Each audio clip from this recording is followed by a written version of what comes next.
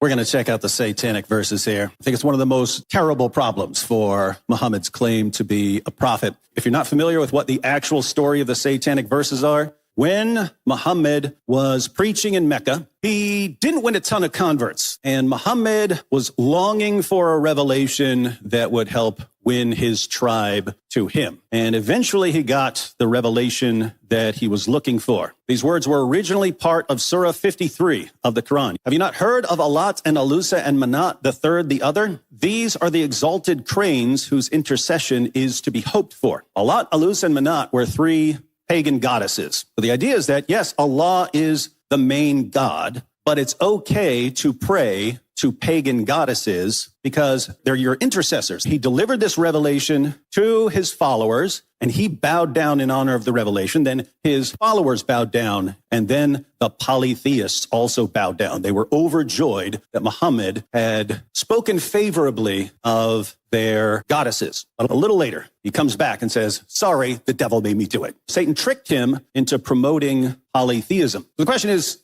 did it really happen? We've got the historical method. Historians would be looking for a couple of things. One, they'd be looking to see if there is early testimony. We find that the Satanic verses are reported in our earliest biographical record. This goes back to the 1st century of Islam. The next thing historians would be looking for, multiple sources. Shahab Ahmed, by the time his book was published, he had 50 Muslim sources on the Satanic verses. Deuteronomy 18:20, it's 2 verses after their main prophecy about Muhammad in the Old Testament. 18 verse 18, that's where God says he's going to send a prophet like Moses, and they say, see, that's Muhammad. Go 2 verses later. But the prophet who presumes to speak a word in my name that I have not commanded him to speak, or speaks in the name of other gods, that same prophet shall die. Muhammad did both when he delivered the Satanic verses. Muhammad felt really, really bad. And then Allah consoled him with Surah 22, verse 52, where he says, don't worry, Muhammad, we did not send before you any apostle or prophet. But when he desired, the shaitan, Satan, made a suggestion respecting his desire. But Allah annuls that which the shaitan casts. Then does Allah establish his communications, and Allah is knowing wise. What's he say here? Don't worry, Muhammad. All prophets do this. All prophets, when they're receiving revelations, are duped by Satan. So in order to make Muhammad feel better, Allah has to tell him, don't worry, all prophets deliver revelations from the devil from time to time. The main issue here is Muhammad's promoting polytheism, which, by the way, what's the worst possible sin in Islam? Shirk. So Muhammad committed shirk.